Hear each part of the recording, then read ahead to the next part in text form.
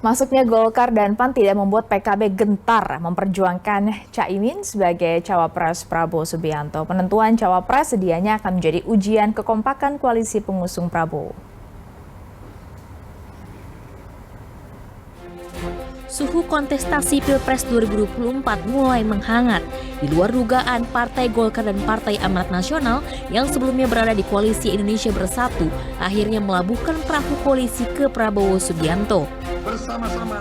Ketua Umum Golkar Airlangga Hartarto yang pada akhir Juli silam bertemu dengan Puan Maharani justru menjatuhkan dukungan kepada capres Partai Gerindra Prabowo Subianto. Jumpai di Istana Negara siang tadi, Airlangga menegaskan dukungan Golkar untuk Prabowo Subianto telah bulat dan disepakati seluruh kader partai beringin.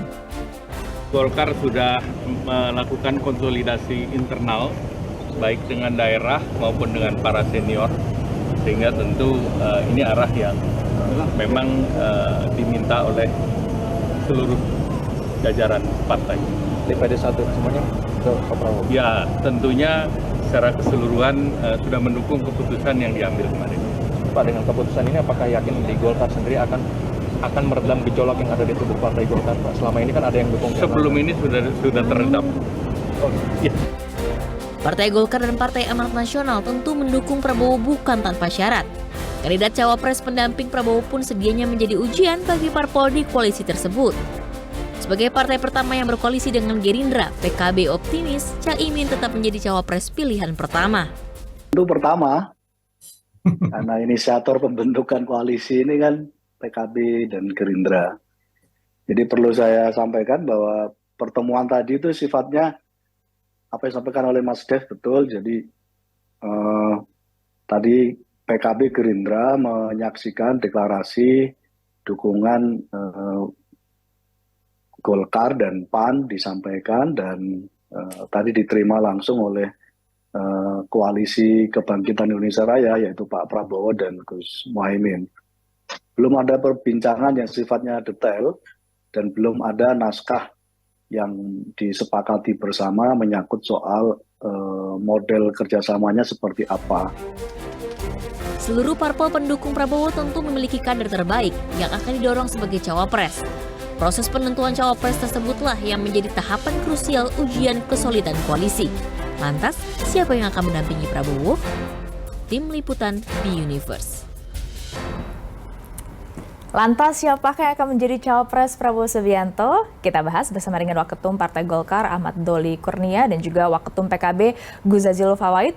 Gus Jazilul, selamat sore. Selamat sore Stefani, apa kabar? Kabar baik Gus, nanti juga akan bergabung bersama dengan kita Bang Doli. Tapi kita tunggu nanti, saya mau ke Gus Jazilul dulu memang pertama ini Gus Jazilul. Karena kan ketambahan anggota nih KKIR. Jadi kalau seperti judul kita hari ini, siapa cawapresnya Gus?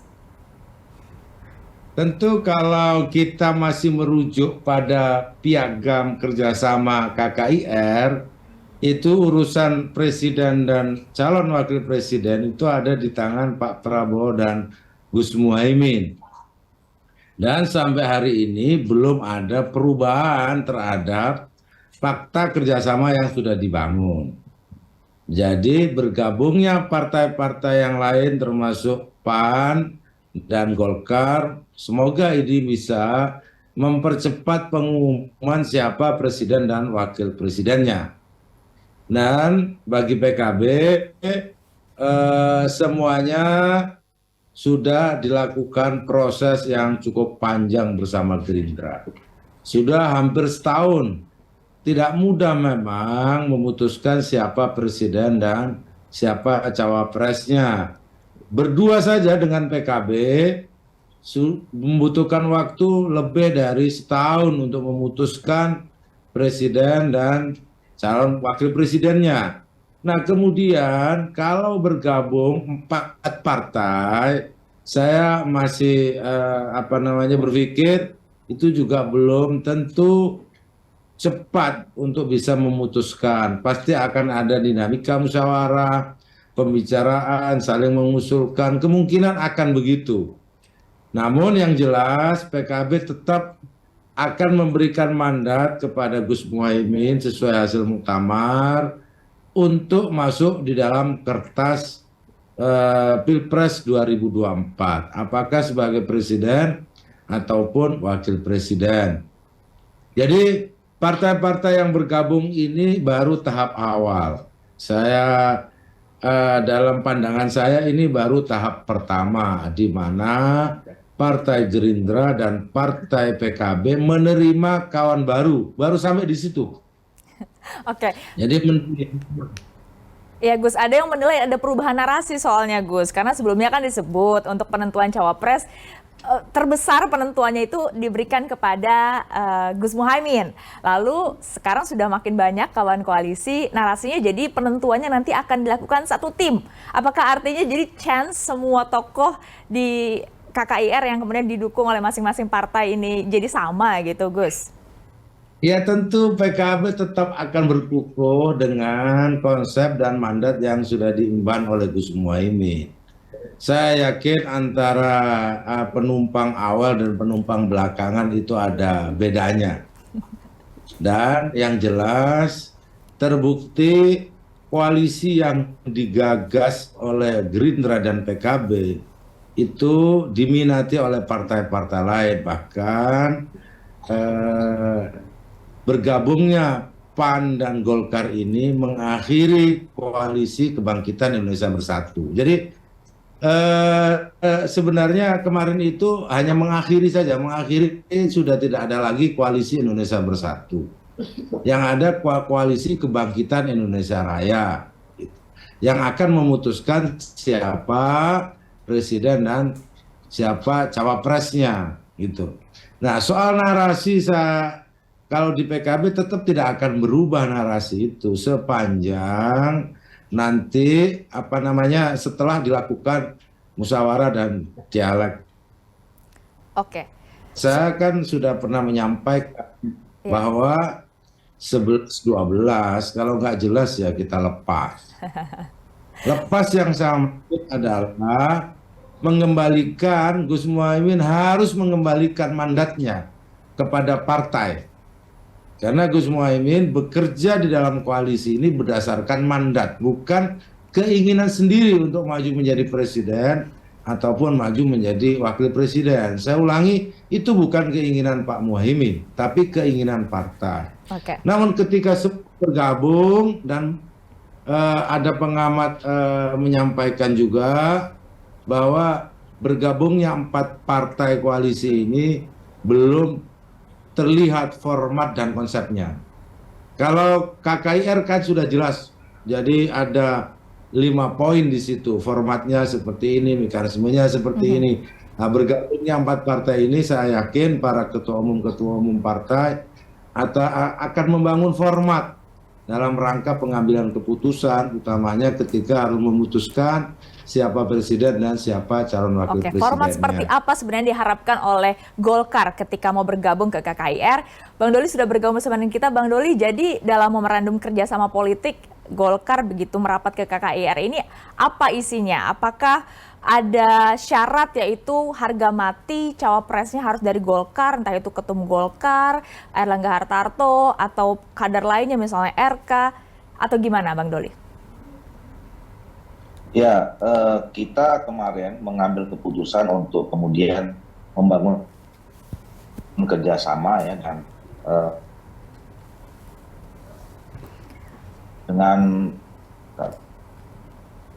dengan Partai Gerindra dan Partai Kebangkitan Bangsa itu melalui proses yang cukup panjang dan kemudian sangat dinamis ya, sampai kita pada akhirnya memutuskan pilihan yang selama 2 minggu terakhir ini kita memang sudah mengkerucutkan pada 2 pilihan antara bergabung dengan Partai Gerindra yang sudah mengkoalisi atau dengan PDIP Perjuangan.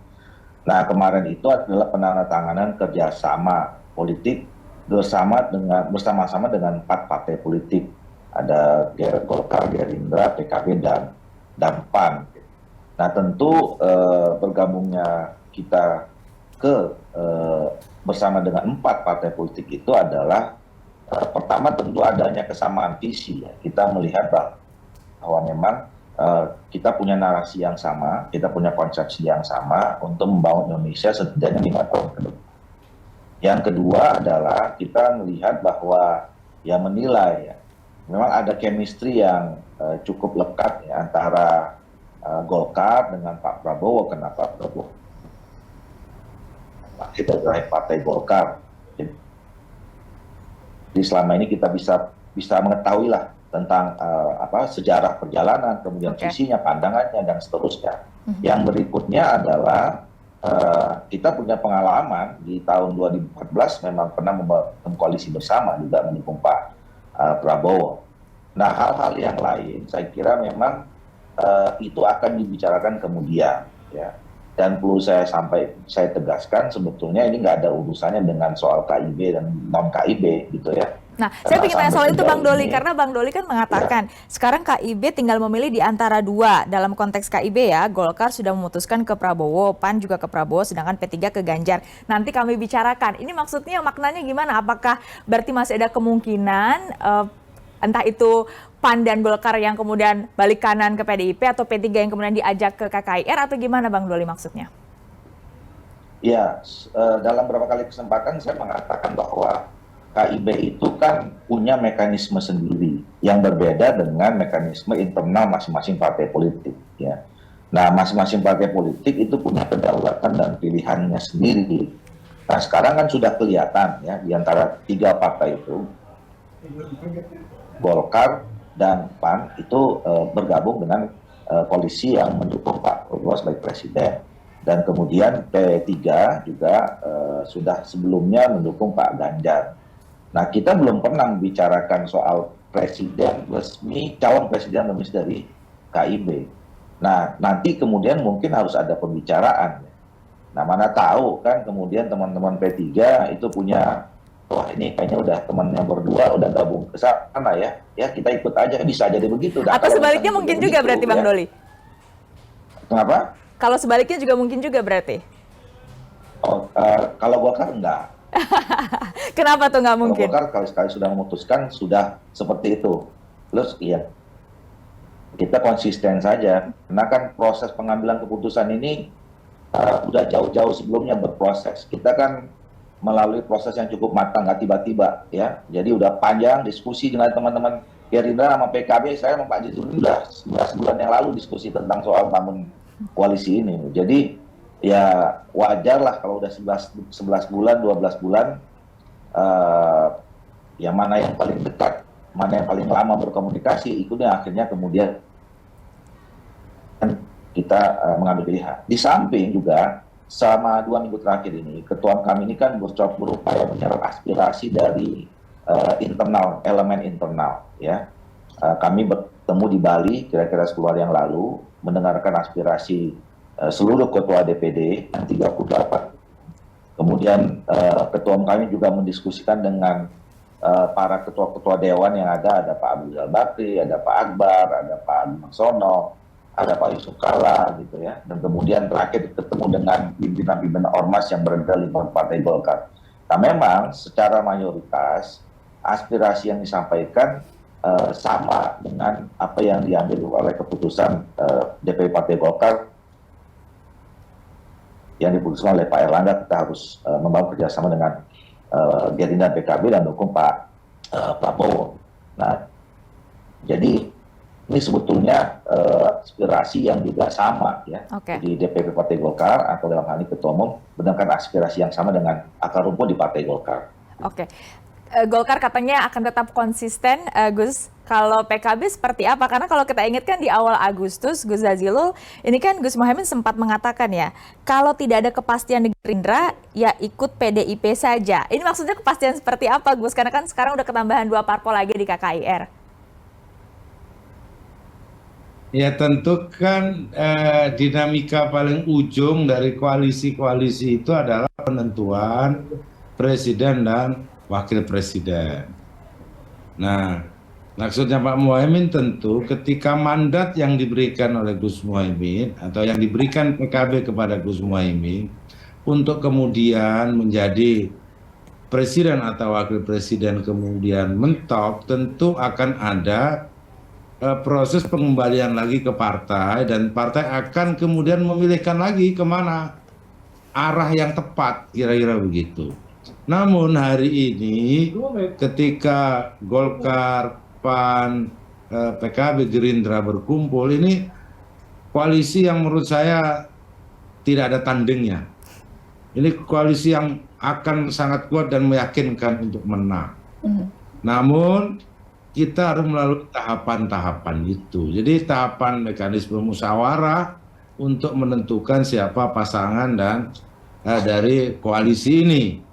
Masing-masing boleh menyampaikan pendapat, saya yakin. Aspirasi pasti juga akan dihargai.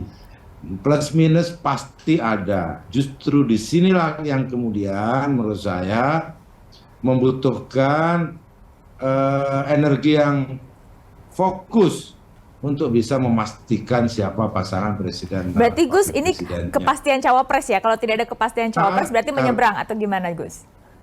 Karena apa? Karena apapun Gus Muhaimin itu masih masuk di list 5 nama yang diumumkan oleh Mbak Puan sebagai pasangan Pak Ganjar. Itu masih ada di situ. Tapi kita tidak membicarakan itu karena apa? Karena yang kita bicarakan fokus pada koalisi yang sedang dibangun oleh PKB dan Gerindra yang sekarang ditambah PAN dan Golkar. Jadi bukan berarti Pak Muhaimin akan berpindah, akan segera, bukan. Namun pasti ada pilihan-pilihan yang rasional dan itu bukan pilihan murni Gus Muhaimin, tetapi pilihan yang juga akan dimusyawarahkan dengan pengurus DPP PKB dan seluruh jajaran PKB. Jadi bagi PKB arah koalisi ini jelas. Jadi masing-masing koalisi yang ada sebenarnya belum ada yang final. Karena tidak ada satupun koalisi yang ada yang mengumumkan pasangan presiden dan wakil presiden. Jadi kalau KKIR kapan akan mendeklarasikan lengkap, Gus? Koalisi. Ya, mudah-mudahan koalisi ini menjadi koalisi yang pertama kali mampu menyelesaikan dinamikanya dan mengumumkan siapa pasangan presiden dan wakil presidennya. Agar apa? Agar mesin segera jalan. Agar PKB juga tidak tergoda oleh kanan dan kiri. Kalau memang proses sudah dilalui dengan musyawarah dan setuju dari masing-masing partai koalisi. Apakah berarti PKB memberikan tenggat waktu untuk penentuan cawapres ini, Gus? PKB tidak pernah memberikan tenggat waktu kepada Gus Muhaimin, tetapi PKB memberikan fokus yang diperjuangkan. Apa itu? Masuk di kertas suara Pilpres. Soal tenggat waktu, saya yakin kita akan mengikuti tenggat waktu yang sudah dibuat dalam undang-undang pada 25 November, jadi masih ada kesempatan 2 bulan. Nah, kesempatan 2 bulan bisa disebut panjang, bisa disebut pendek, tergantung dinamika koalisi yang ada.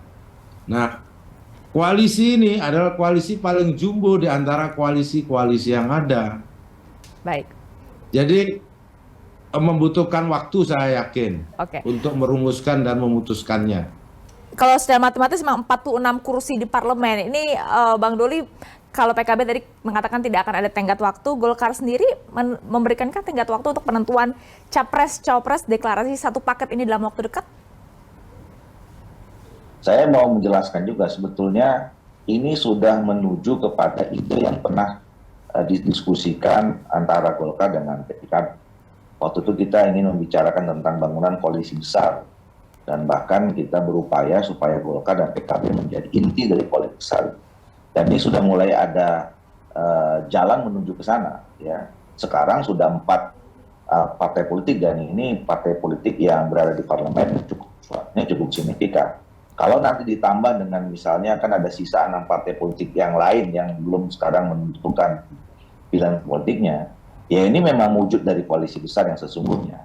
Nah, jadi sebetulnya dari segi ide ini sudah ketemu. Nah, kalau ide sudah ketemu, saya kira nanti hal-hal yang lain tentu harus dibicarakan secara bersama, secara musyawarah. Dan waktunya masih cukup, ya. Kita kan masih diberi kesempatan sampai maksimal tanggal 25 November untuk bisa mendaftarkan gitu. Dan itu fasilitas yang mungkin bisa Oke. bisa dipergunakan. Walaupun sebetulnya saya setuju tadi yang disampaikan oleh Gus Jazil ini bahwa kita apabila kita bisa menentukan lebih cepat ya paket siapa calon presiden dan wakil presidennya, itu akan lebih baik. Kita akan lebih mudah untuk strategi kemenangan. Nah, yang paling penting itu adalah kita semua ini bergabung ya. Salah satu pertimbangan utamanya adalah bagaimana ikut bisa terlibat dalam koalisi yang menang gitu. Oke. Nah, jadi pembicaraan tentang siapa calon wakil presiden, kemudian nanti peran-peran apa saja ya, peran dan kontribusi masing-masing partai politik ini, baik itu dalam proses kemenangan maupun kemudian nanti setelah kita diberi kepercayaan apabila menang, diberikan amanat oleh rakyat, ya itu kan harus juga dibicarakan. Jadi sebetulnya kemarin itu adalah momentum yang semuanya sudah terbangun kesadaran bahwa kita bisa bekerja secara bersama-sama, dan saya kira masih ada hal yang lain belum tentu kita bicarakan. Oke. Dan saya kira masing-masing partai politik tentu masih ada agenda-agenda yang harus diperjuangkan yang bisa diterima oleh partai politik yang lain. Itu sesuatu yang biasa saya. Baik. Jadi kita tunggu Ya. nanti siapa kira-kira cawapres dari KKIR. Terima kasih banyak Bang Doli dan juga Gus Jazil sudah bergabung bersama Berita Satu Utama. Sama-sama. Terima kasih banyak.